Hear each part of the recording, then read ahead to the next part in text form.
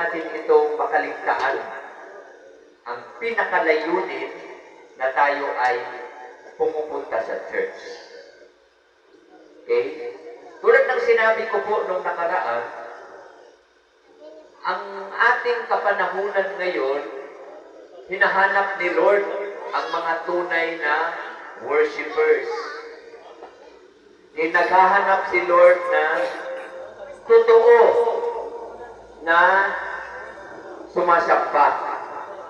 Kapag sinabi natin naghahanap si Lord ng mga totoo, kasi po marami na ngayon ang hindi totoo. Malalaman natin yung totoo sa puso ko pa lang. Bakit ka nandito? Bakit ka pumupunta sa church? Bakit ang mga tao nagsipunta sa church? Of course, may kanya-kanya po yung dahilan. Amen? May kanya-kanyang laman ng puso at isip. Bakit ka ba ako pupunta sa church? Kaya yung iba, dito po ang mga karaniwan. Sa mga mayayaman, mga negosyante, pupunta sa church kasi for business purposes. Nandoon yung kanilang mga kasosyo, partner sa business, dahil after ng worship, may meeting silang transaction, may i-close silang deal. Yung iba naman ay, ito'y kukunin lang muna natin sa survey. Napupunta sa church for social purposes. Bakit? Anong ibig sabihin? Ang sa atin kasi pag sinabi natin social, yung maganda ang damit. Wow, social. Di ba yun natin? Wow. Pag tinitinan mo yung kasuotan, wow, social mo naman. Tino yung katabi mo? Social ba? Sosyalan ba? Ang pagkaintindi natin sa karaniwan ng social, sa damit. Alam ko yung word na social, kaya may subject tayo ng social studies. Social is yung yung kapwa, yung pakikitungo, yung social relationship with one another. Nasunod po natin? Kaya yung purpose ng iba, pupunta sa church for social. Yung, ay nandoon yung mga kaibigan ko. Nandoon yung mga pamilya ko. Nandoon yung mga kakilala ko. Dito ako sa church na to kasi nandoon yung mga kakilala ka, yung peer group kung tawagin. Nandoon yung kanyang dabarkans. Nandoon yung kanilang mga kauri. Kumbaga, yung iba for material purpose, for ganito. Wala naman akong gawain din. Sige, pag-invite mo, sige, punta ako sa church kasi wala din naman, hindi naman natuloy yung aming swimming. Hindi naman natuloy yung aming pamamasyal, kaya sige, mag-church na lang ako. You see? So, option. Yung option ko pagpunta sa church. Iyan ba ang pagsinasabing totoong sumasamba? Sabi ni Lord, the true worshipers will worship Him. Okay, natingnan niyo po, Him. Hindi worship her. Kasi doon pa lang sa, ang tawag nun, sa gender, sa yung pronoun kung sino ba sinasamba, si her ba o si him. Pag sinasabing worship Him, we're referring to God na siya lang. Dahil wala ng iba. Nasunod po natin, pag sinabing worship Him, siya lang. Worship Him in what? In spirit and in truth. That is why every gathering, sa tuwing tayo'y mga titipon, acknowledge Him. Okay? Dahil siya ang ating sinasamba. Okay? Kaya tayo, minsan, napansin niyo po kanina, gawin na po natin kultura. Introduction, yung nag-intro po tayo. Yung dadalihin tayo ng ating worship team sa presensya ni Lord. Worship team is the leaders.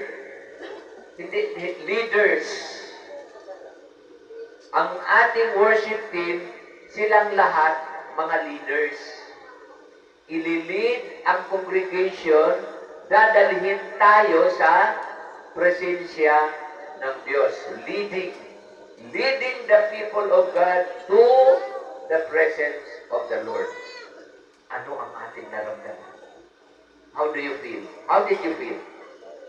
Meron bang mag-share?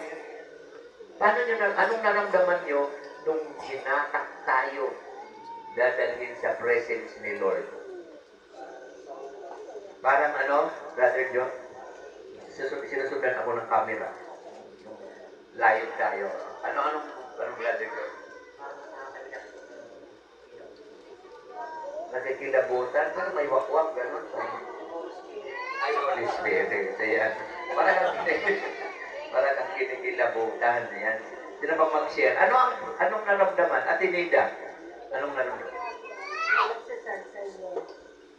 Nadadala ka sa presence ni Lord. Ayan. Ate Nida. Pasal sa akin parang hindi ko yan na yung simulang sa maliit hanggang sa pataas hanggang sa tuloy-tuloy yung pagpapasalamat ko. So, ang ganda. Pagbigyan naman natin ng palakpak si Lord. Ayan, si Brother Jen. Kasi ito yung kasi maghanap tayo. Si Lord mismo kasi naghanap ng totoo. Yung totoong worshiper. Brother Jen.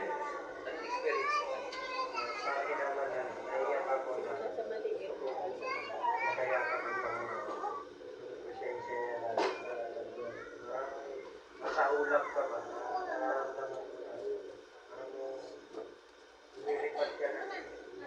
Ayan, nagkapakpak na si Brother Jack. Tumunti siya natubuan ng pakpak. Okay, so, Pastor. Ayan, Pastor. Boses from the Pastor. Sa akin naman po is, napakasaya talaga. Napakaganda sa pakiramdam. Yung puso mo ready na mag-worship kayo. Kasi napaka-importante ng puso ka sa pagkakas. Pag hindi naayos yung puso mo saan, hindi mo ma-feel yung presence nito. So, from the start, pag nire-ready natin yung puso natin sa worship, yun talaga, makakarating ka talaga sa lapaab ng pagkakas. Yan, sarap mo parang nagpa-practice na tayo sa rapture kung gano'n. Kasi alam pa ang pinag-usapan eh. Excited ba kayo sa rapture? Mauna na kayo. Okay. Dito naman tayo kay Pastor Chris kasi yung kumakalabog yung puso ko, pinupokus ko siya sa video, yung drum. Ang sarap ng Pastor, bilang drummer na Pastor. Maliban sa kwintas mo, Amen.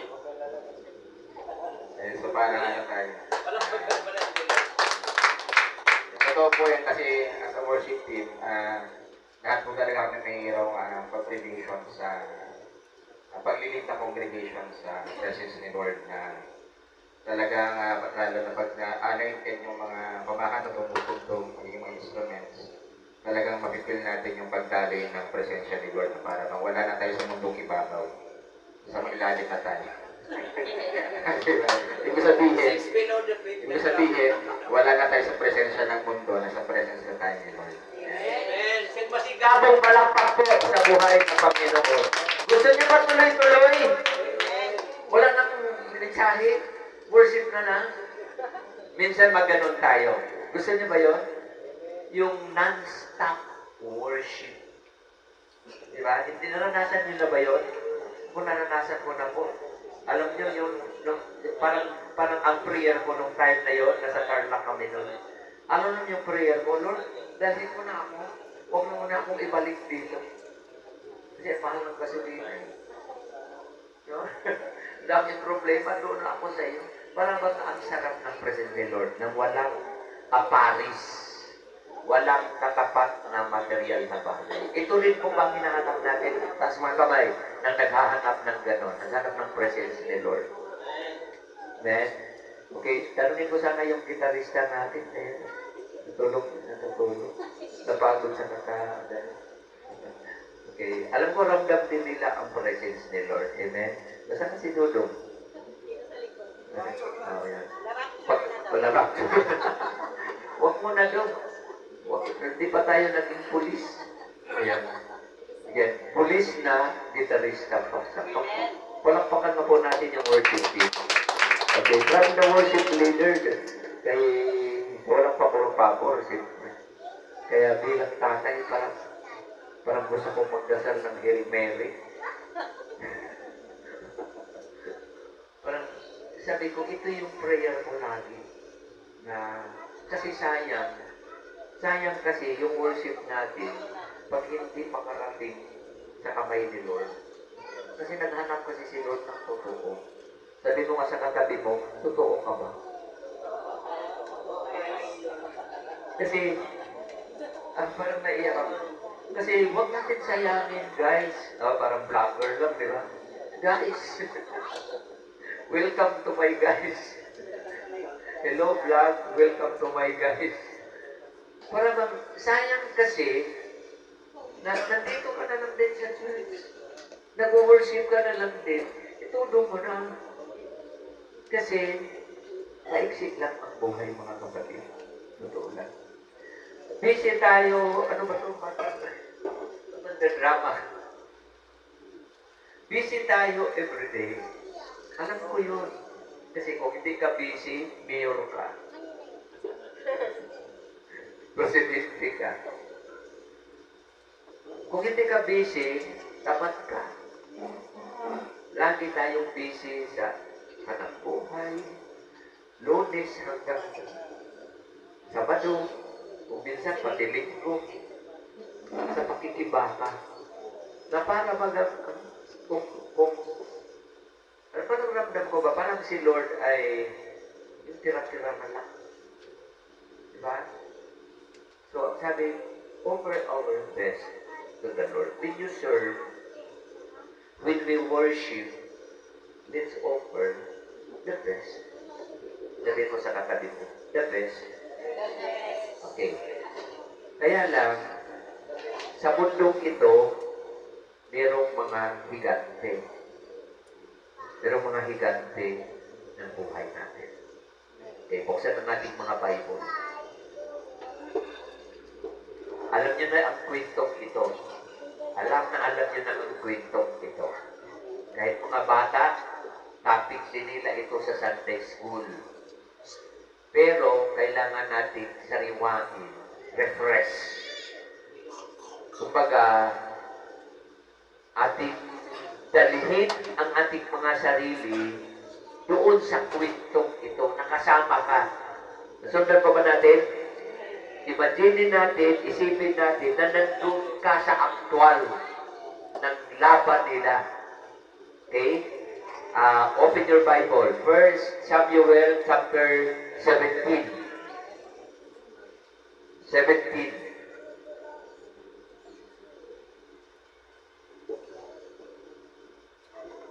First Samuel. Okay, ito po yun. This is the battle, Gera, hindi ng Iran at ng Amerika. Ito ay Gera, laban ito ng Philistines, parang katunog ng Philippines. Philistines versus Israel. Yan. Gera, laban ng Philistine, mga Palestinian, at saka mga Israelita. So, nandoon yung mga sundalo. Okay, tingnan nyo po. Basahin po natin. Now, the Philistines gathered their forces for war and assembled at Soko. Soko. Hindi po yun. In Judah. They pitched camp at Ephes, Damim, between Soko and Aseka. Saul and the Israelites assembled and camped in the valley of Elah and drew up their battle line to meet the Philistines. The Philistines occupied one hill and the Israelites another, with a valley between them. Pumuporma na. Hindi sila pumunta doon para mag-prayer meeting. Gira ito mga kapatid. So, okupa sila ng bundok sa kabila naman ang kalaban. At champion, yan, champion talaga, no? Title niya, champion. A champion named Goliath, who was from Gath, came out of the Philistine camp. He was over 9 feet tall. Gaano ba taas ito? Ilang feet ito? Yung hanggang kisami. 9 yan. So, ganyan katangkad. Tapos, maskulado. Laki ng braso. Ang pangalan niya si Goliath, na mula sa Gath. Came out of the Philistine camp. Lumabas doon sa Philistine camp, sa kampo ng mga Philistinians. He was over 9 feet tall. Tingnan niyo po. He had a bronze helmet on his head and wore a coat of scale armor of bronze weighing 5,000 shekels. Na parang imagine parang nasa boxing. In the right corner, weighing, mga ganyan, 5,000 shekels. Connect. On his legs, he wore bronze grips and a bronze javelin was slung on his back. His spear shaft was like a weaver's rod, and its iron point with 600 shekels. His shield bearer went ahead of him. Goliath stood and shouted to the rank of Israel, "Why do you come out and line up for battle? Am I not a Philistine? And are you not the servants of Saul? Choose a man and have him come down to me. If he is able to fight and kill me, we will become your subjects. But if I overcome him and kill him, you will become our subjects and serve us." Then the Philistine said, "This day I defy the rank of Israel. Give me a man and let us fight each other." On hearing the Philistines' words, Saul and all the Israelites were dismayed and terrified. Now David was the son of an Ephrathite named Jesse, who was from Bethlehem in Judah. Jesse had 8 sons, and in Saul's time he was old and well advanced in years. Jesse's 3 oldest sons had followed Saul to the war. The firstborn was Eliab, the second Abinadab, and the third Shammah. David was the youngest. The 3 oldest followed Saul. But David went back and forth from Saul to tend his father's sheep at Bethlehem. For 40 days, the Philistine came forward every morning and evening and took his stand. Now Jesse said to his son David, "Take this ephah of roasted grain and these 10 loaves of bread for your brothers and hurry to their camp. Take along these 10 chassis to the commander of the unit. See how your brothers are and bring back some assurance from them. They are with Saul and all the men of Israel in the valley of Elah, fighting against the Philistines." Early in the morning, David left the flock with a shepherd, loaded up and set out as Jesse had directed. He reached the camp as the army was going out to its battle positions, shouting the war cry. Israel and the Philistines were drawing up their lines, facing each other. David left his sticks with a keeper of supplies, ran to the battle lines, and greeted his brothers. Okay, diyan lang muna tayo. Diyan lang po lang ibabasahin natin, pero ituloy natin ang kwento. To make the short story long. Ay, baliktad. To make the short story long para humaba. Ang ating oras ay 11:10. Okay. 11:30, tapos na tayo. Okay, ang kwento, nakikira. Wala, nag-prepare ng game, nagpumupwesto na yung kalaban, mga Palestinians, dito naman ang mga Israelites. Every day, may lumabas na higante na si Goliath nang hahamon na parang tingnan mo, napakalaking taong kumpleto ng armas. From head to foot, kumpleto. Sanay na sanay si Goliath sa labanan. Kumpleto ng espada, ng araw, kumpletong-kumpleto.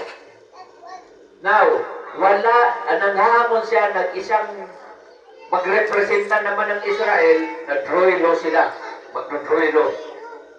Kapag ang hamon ni Goliath, kapag natalo ang inyong representative, meron pang isa dyan, lumaban sa akin, humarap sa akin. At kapag natalo ko ang inyong kasama, kayong lahat maging alipin ng Philistine. Pero kapag ako matalo, kami naman ay maging alipin nyo. Wala ni isa na naglakas loob na humarap kay Goliath. Bakit? Anong dahilan? Siyempre, takot. Bakit ka lalaban dyan? Pagkalaki-laki, na para lang tayo langgam na kaharapin ni Goliath. Sanay na sanay pa sa labanan. Wala ni isa. Ngayon si David, bata, binatilyo. Galing sa kanilang bahay, anak siya ni Jesse. 3 kapatid niya na sundalo, nakasama doon sa mga Israelites. Ang hari noon ay si Haring Saul. Sabi ni David, Tay, nagpaalam siya sa tatay niya, pupunta ako sa mga kuya. Sige, punta ka doon. Magdala ka ng pagkain nila. Dala siya ng tinapay, dala ng ano, kasi yung pagkain ng kanyang mga kuya. Pagdating niya doon, early in the morning, kasi ibig sabihin, doon siya natulog. Early in the morning, aga, narinig ni David yung nagsisigaw sa labas. Sinisigawan niya ang mga binubuli ni Goliath ang mga Israelita. Sinong lalaban sa akin dyan? Lumabas! Parang ang tingin niya makatipaklong lang yung mga Israelita. Ang liit ng tingin niya sa mga Israelita. Araw-araw na pananakot. Araw-araw na pambubuli niya sa mga Israelita. Si David, isang bata, nagdala lang naman ng pagkain doon, lumapit kay Haring Saul. Mahal na hari, bakit ninyo pinayagan ng ganun? Ba't ninyo hinayaan niyang kalapastanganin, lait-laitin ang ating lahi, ang ating bansa, ang ating... Ba't niyo pinayagan na pinagtatawanan, kinukutsa? Ba't niyo hinayaang lait-laitin ang ating lahi? Wala bang isang lumaban dyan? Ang dami-dami niyo, wala kayong maglakas ng loob dyan? Natatakot kayo dyan? Sabi ni Haring Saul, hindi mo ba nakita? Sa laki pa lang, at kumpleto pa, baka iwas-iwas lang tayo niyan. Sobrang nakakatakot, lalo na yung boses ni Goliath araw-araw ng pananakot. At para ma-imagine mo na nanginginig ang mga sundalo ng Israelite. Lumapit niya sa mga tol, mga kuya, wala sa lahi natin yan. Ba't di kayo lumaban dyan? Yung mga kuya niya, takot din na kasama doon sa sundalo. Na nag-volunteer si David. Ano yan mo? Kapag confident ka sa sarili mo, na alam mo na meron kang dapat ipaglaban, confident ang bata.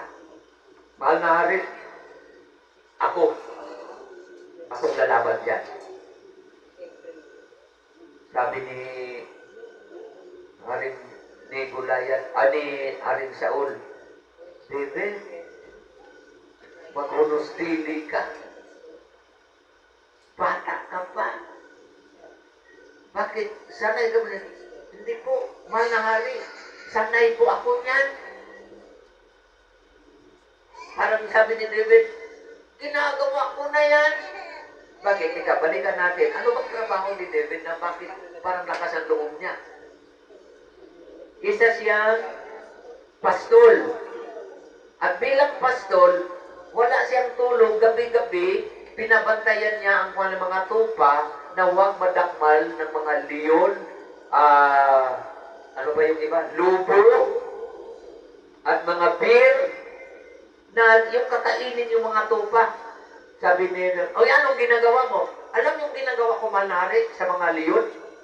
Alam mo naman mga leon, matungal na, dadakmalin yung mga tupa. Wala akong tulog, babantayan ko yung mga, ni isa, walang nakuha ang mga leon.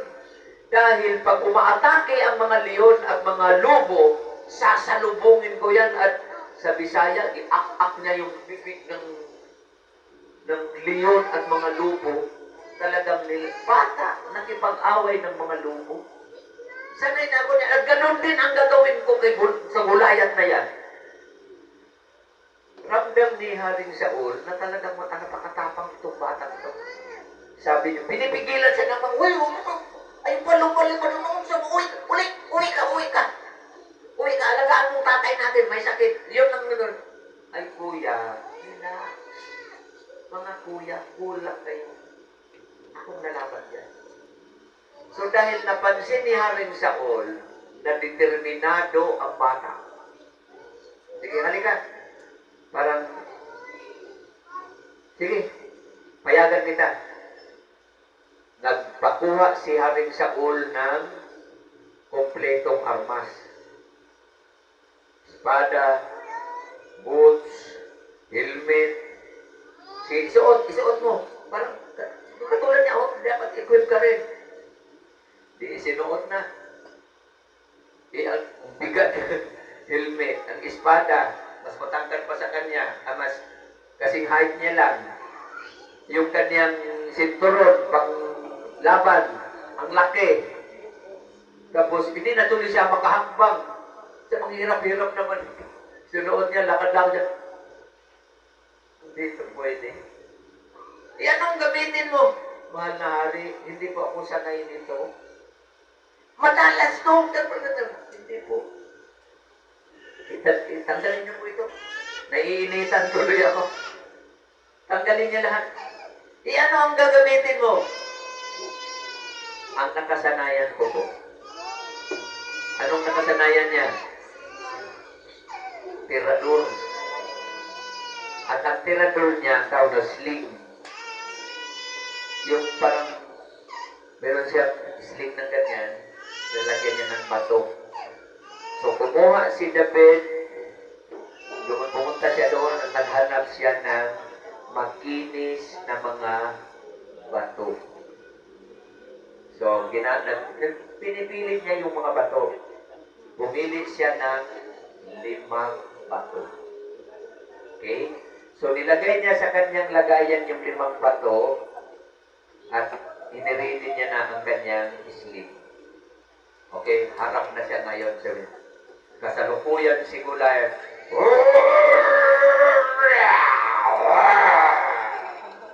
Roaring. Sabi ni David. Roaring ka dyan. Sanay na ako roaring na yan ang kay Ilit kantayan ni Elizabeth Ramsey. Oy. Roar. Sanay na ako niyan. Sabi ni Goliath. Ikaw, paslit, harap sa akin. Oh, harap ako sa'yo. O ano? Ay, humarap na siya ngayon kay Goliath. Sabi niya, anong tipaglong nitong natatawa si Goliath?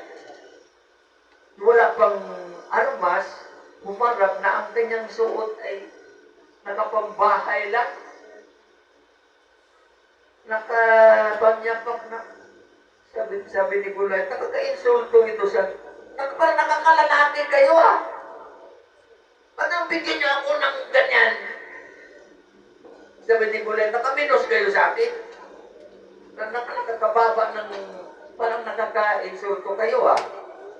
Sabi ni David, sabi ni Goliath, halika dito, oy. Puslit na ano, na utiton. Lamutakin ko yung katawan mo at ipapakain ko sa mga ibon at sa mga hayop. Ikakalat ko yung laman mo, ipapakain kita. Gusto mo? Ha? Sabi ni David, baka ikaw, yung ulo mo, yung laman mo, ikalat ko yan. Ipapakain ko yan, ang ipapakain ko sa mga ibon. Pagpipistahan ka ng mga hayop. Sabi, aba! Ang tapang talaga ni David. Ito na si Goliath, kumuha na ng kanyang, yung kanyang ang tawag nun? Pana.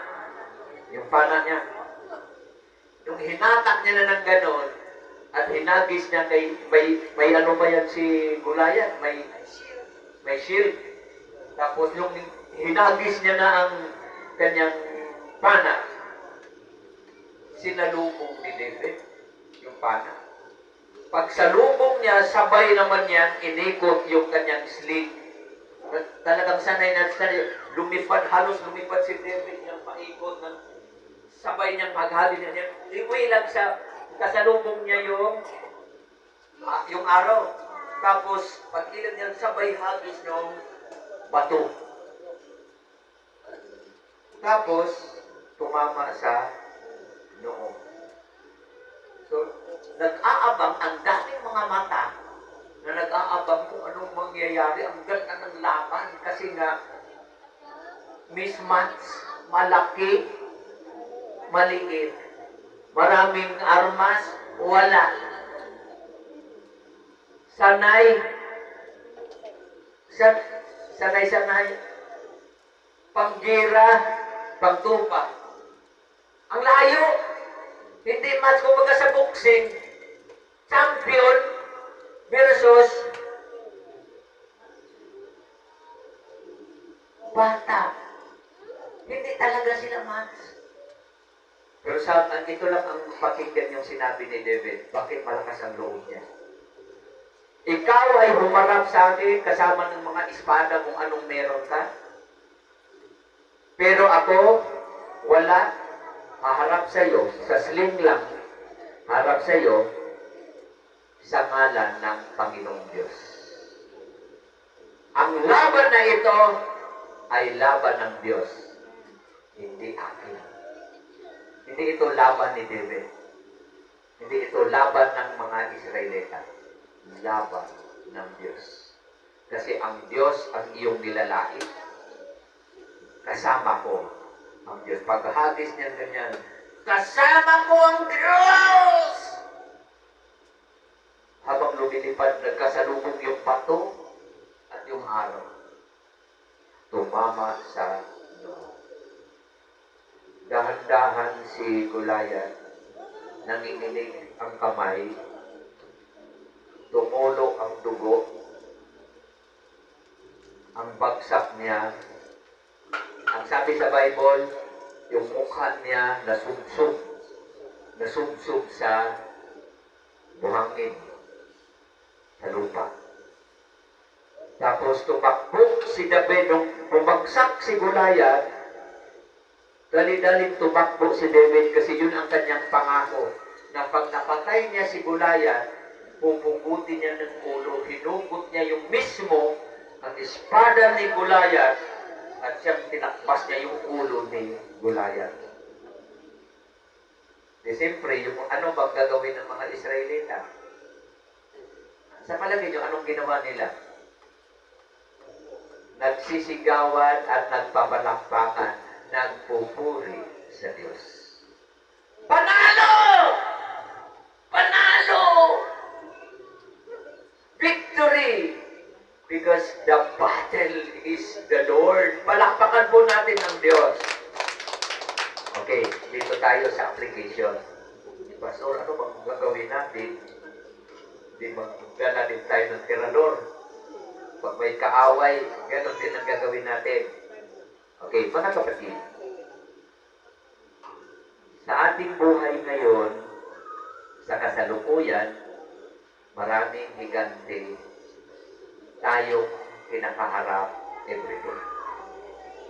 May mga higante na hindi nyo alam, higante yun ng ating buhay. Ano-ano ang mga higante ng buhay? Gaano kalaki ang mga higante? Anong higante? Problema. Hello? Malahigante ang problema. Sino dito may problema? Sa mga kamay. Pag wala kang problema, halika. Bibigyan kita ng problema. Pagkarami kong problema, bigay ko sa iyo. Okay, sino dito walang may problema? Sa mga kamay. Okay? Gaano kalaki ang problema? Ay, ang laki, Pastor. Yun ang lang bayaran kong buwan-buwan ay napakalaking gulayat na yan sa aking buhay. Yung minsan walang makakain, grabing higante yan, nakakamatay yan. Yung marami kang sama ng loob, mga higante yan sa buhay. Tingnan mo nga yung katabi mo, minsan pa naging higante ba yan ang buhay mo? Amen. Sabi ni Gerald, may problema ka ba sa akin, Nina? Pag-usapan natin yan. Pag-usapan. Okay, ano yung mga higas? Sa tingin nyo, anong madalas na pinoproblema natin? Meron bang mag-kwento? Kayo naman para makapahin ang lalamunan ko. Anong madalas natin kinakaharap na problema? Pang-araw-araw na budget. Yan. Ano pa? Mga higante. Dahil hindi mo na alam kung anong uunahin.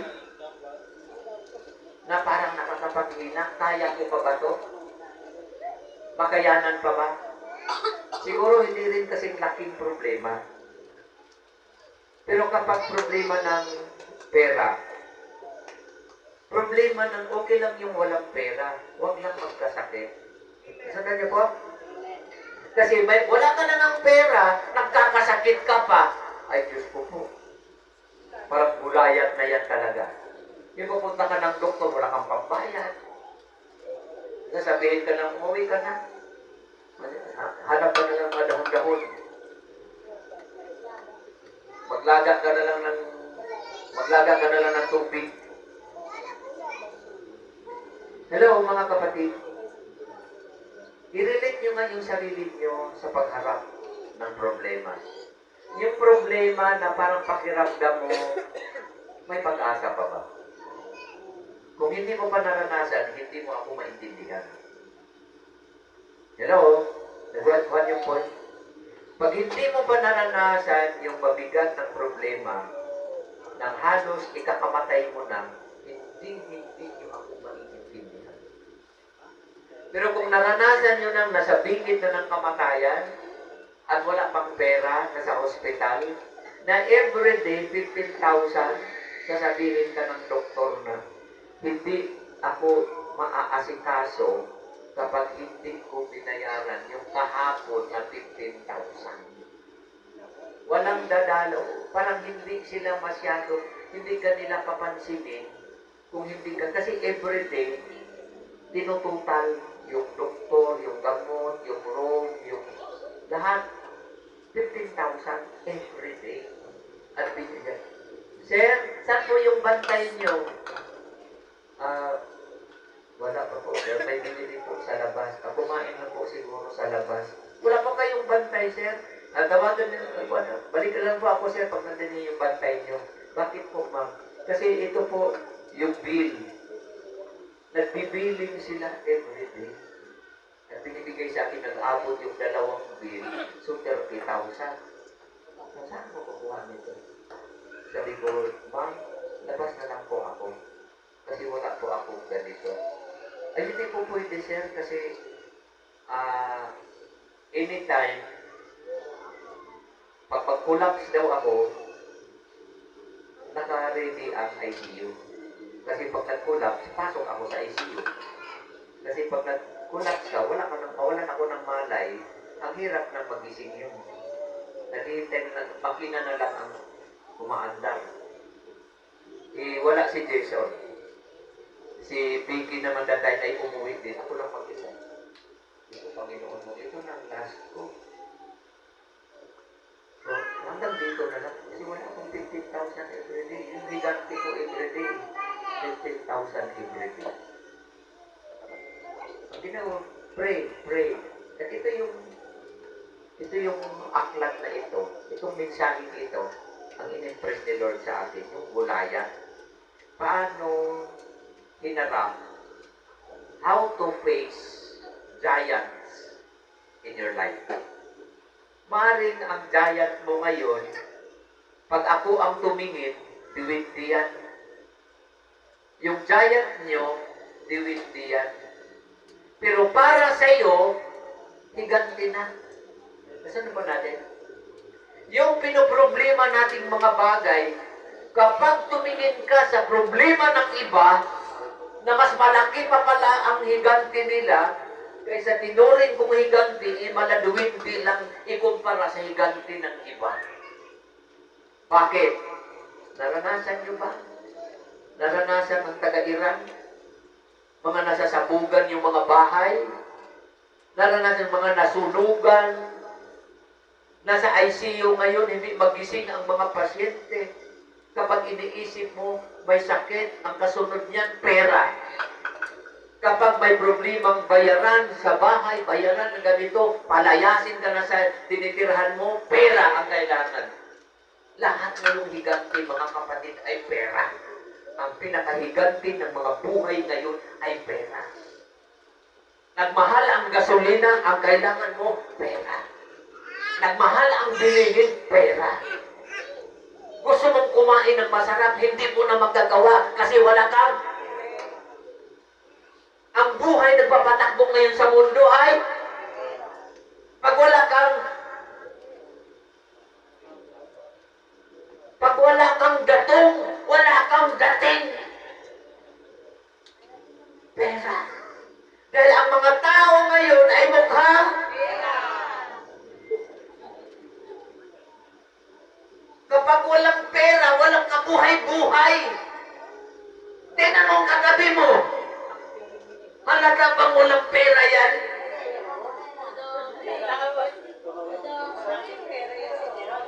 Yung mga tao, ang problema ko mga kapatid, walang ang mga tao minsan, hindi naniniwala na wala akong pera. Hello? Bakit? Wala kang pera? Iginto? Ginto? Bakit ba tinoo ginto? Pareho ang gintap eh. Hello? Kung titignan mo ko hintupot, maniwala ka wala akong pera? Yung ganun pa ko. All white. Di ba? Tapos yung galawan, galaw mayaman. Pag pumunta ko sa Ortigas, kaharap ko yung mga kasamahan ko sa negosyo, wow na wow sila sa akin, sikat ako. Kasi nagbablog, nagmumodel ng vitamin C, akala nila ang laki ng aking payout. Kaya ang daming nangungutang, ito ang problema. Ang daming lalapit at hindi sila maniwala na wala. Bakit? Kasi tumitingin sila sa panlabas na anyo. Pwede nyo katabi mo. Naisip mo bang hingian yan? Hello? Ano ang pinakamalaking higante sa buhay ngayon? Gusto kong magbakasyon, pero hindi ko magawa. Gusto kong pumunta doon, pero wala akong ganun. Gusto kong magpalamig, gusto kong mag-aircons. Hello?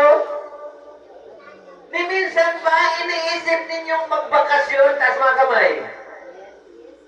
Sinong gusto magbakasyon?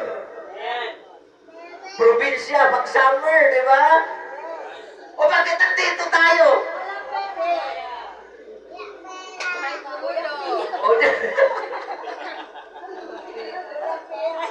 wala. Eh di ba higanti yun? Yung mga bagay na gusto mong gawin pero di mo magawa, higanti yun. Kaya ang mga Israelites, hindi nila magawang harapin dahil higanti si Goliath. Lalaban ako dyan. Ibariya lang to. Kaya kapag sinabi ni Pastor, mag-swimming tayo, ay, parang Pastor, tingnan ko lang. Kaya ka lang dadalawang isip. Ang totoo niyan, wala ka. Kahit hindi mo pa ipaliwanag, alam ko na yun. Pas, may lakad kasi kami. Utot. Alam ko na yun. Ang totoo niyan, kasi kapag mag-outing, amen? Gusto kong magandang bahay, pero di ko magawa. Dito na lang tayo kasi. Ngayon, paano natin harapin? Sino dito takot? Sinong natatakot sa hirap ng buhay ngayon? Hello? Sa buhay ba natin meron tayong kinatatakutan? Sinong natatakot sa Mumbai? Ang takot sa Mumbai kasi may utang. Hello? Sabi ng Mumbai, ganda ang ngiti nyo kapag utang. Pagbayad kayo, tago. Tago. Sabihin mo sa anak, sabihin mo wala ako. Ay, Mumbai, sabi ni mama, wala daw siya. Eh, sabi ng Mumbai, sabihin mo sa mama mo kapag umalis siya, isama niyong paa. Bakit po? Kinanyang paa o nakita ko sa ng pintuan. Sila niya po, higante. Paano nilaban ni David? Sabihin mo, I have a big problem.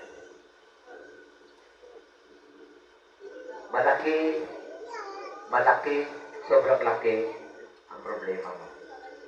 Madalas sinasabi natin, listen to me. Madalas sinasabi natin, kumusta kapatid?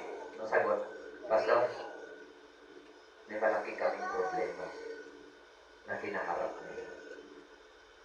Bakit? May sakit.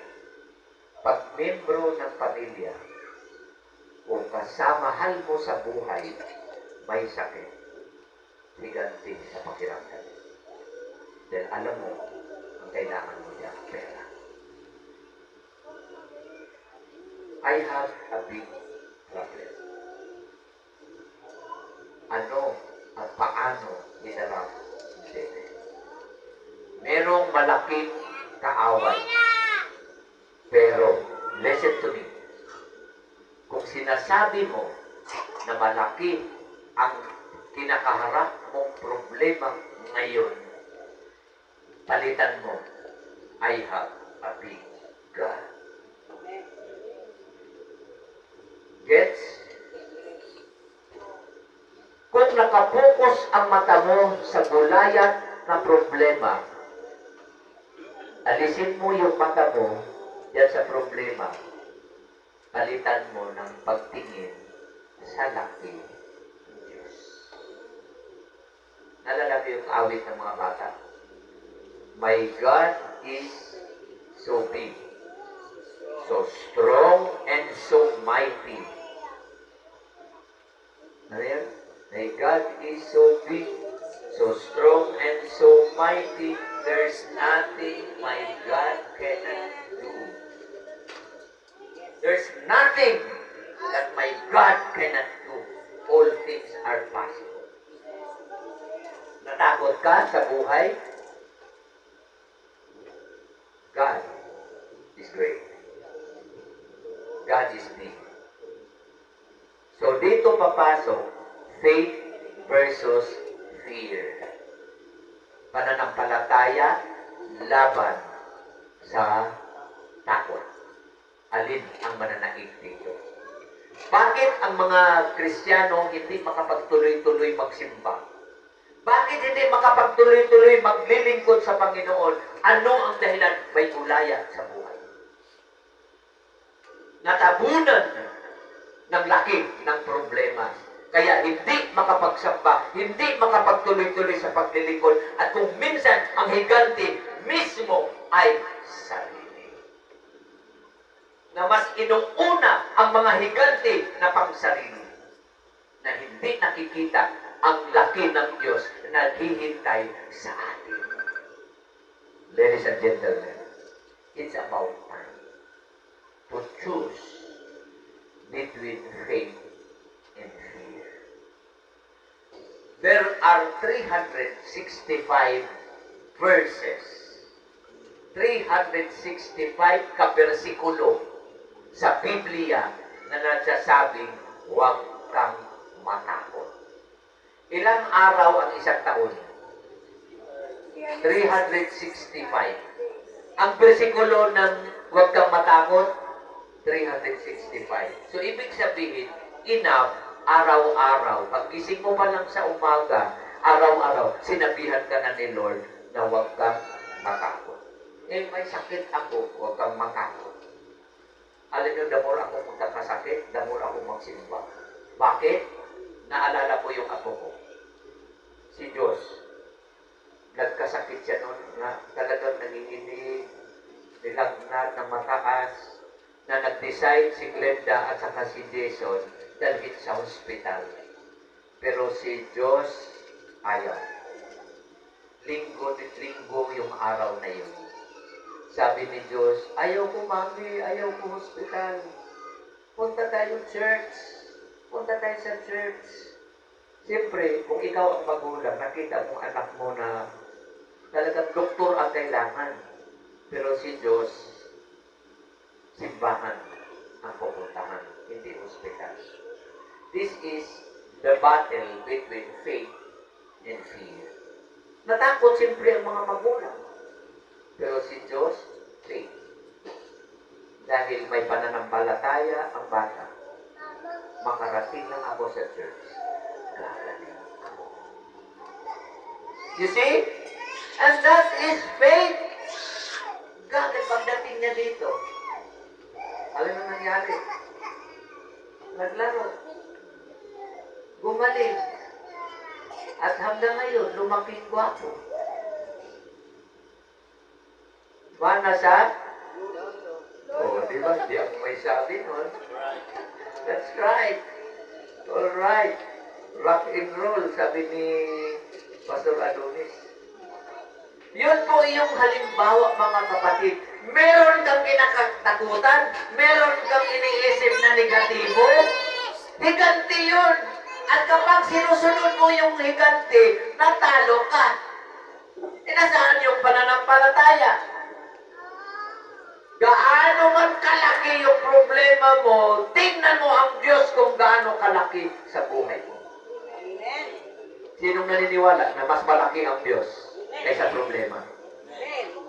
Now is the time. Believe in God. Ay sa huling versikulo na pwede nating paunin sa araw na ito. Isaiah 41 verse 10. And I want you to memorize this verse. Sa pagmahal ng gasolina, sa pagtaas ng mga bilihin, sa kawalan ng mga bagay-bagay, minsan nagugutom, minsan lang naman, lilipas din yan. Hello?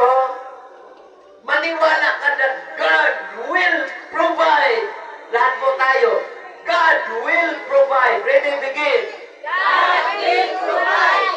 Take it by heart, mga kapatid. Samahan nyo ng kamay. Ipakita nyo sa Lord na naniniwala ka sa sinasabi ng Diyos. Ready? Begin! God will provide. Parang iba ay... Sa pagsabi pa lang, parang natakot kang babatuhin tayo dito. Isigaw mo nga na wala kang... Yung pagsigaw mo nang wala kang kinakatakutan. Ready? At the count of 3. Sige, humanda, ready, kamay, kanang kamay. Yung kamao. sinabing Duterte ito ha. Pananampalataya ang gusto kong ipapakita. Hindi Duterte. Okay, ready? Okay, lahat na po ba naka-ready na?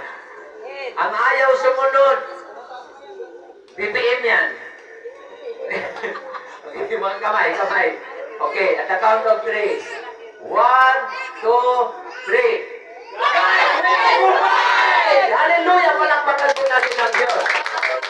So, basahin po natin sa huli, Isaiah 41 verse 10. Ready, begin. So that you fear, I am with you. Do not be dismayed, for I am your God. I will strengthen you and help you. I will uphold you with my righteous right hand. Palakpakan po natin ang Diyos! Everybody shout, Hallelujah! Hallelujah! Tayo po lahat ay tumayong mga kapatid. Let us close our message this morning with faith sa pananampalataya. Every time we face giants in our lives, think of this thing. Always think you'll never walk alone. Harapin mo ang battle kasama ang Diyos. Because the battle is the Lord. Amen? Sige po.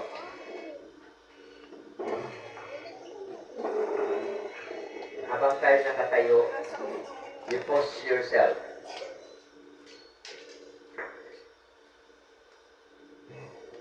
Habang nakatayo ka, just close your eyes.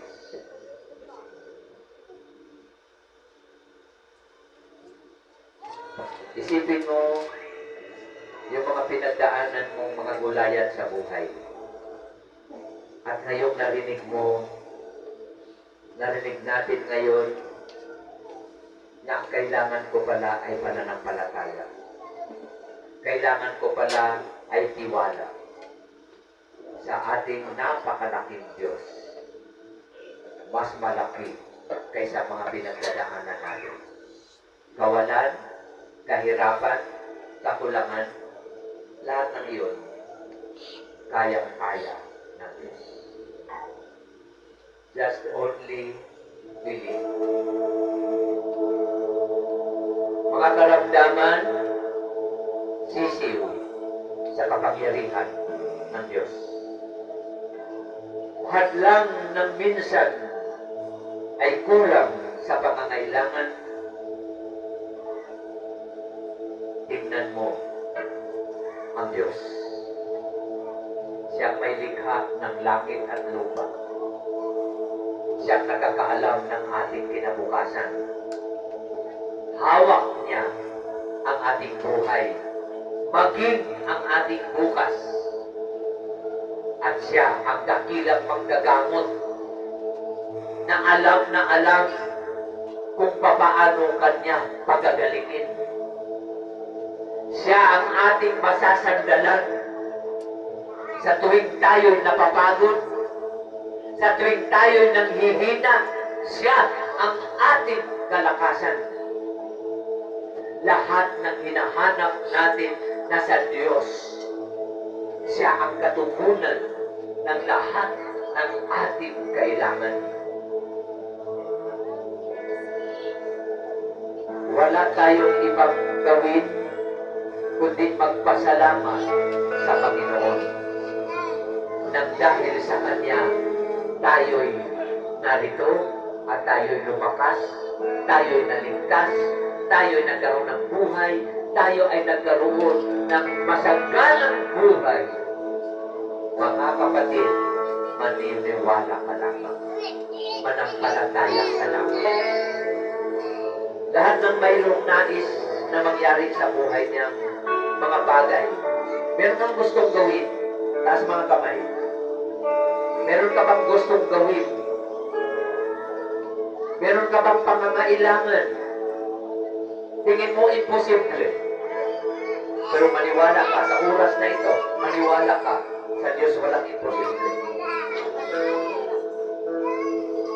bang mga mahal sa buhay na nais mong idulog sa Panginoon na magkaroon ng ganap na kagalingan na sinasabi ng mga doktor, sinasabi ng mga tao, imposible. Pero ang Diyos ang nagsabi sa iyo, Diyos nagsabi sa atin, sa Kanya, walang imposible. Meron ka bang pamilya na gusto madala sa Panginoon na sa tingin mo imposible? Mga kapitbahay na gusto natin silang makilala sa Panginoon. Sa Diyos, walang imposible.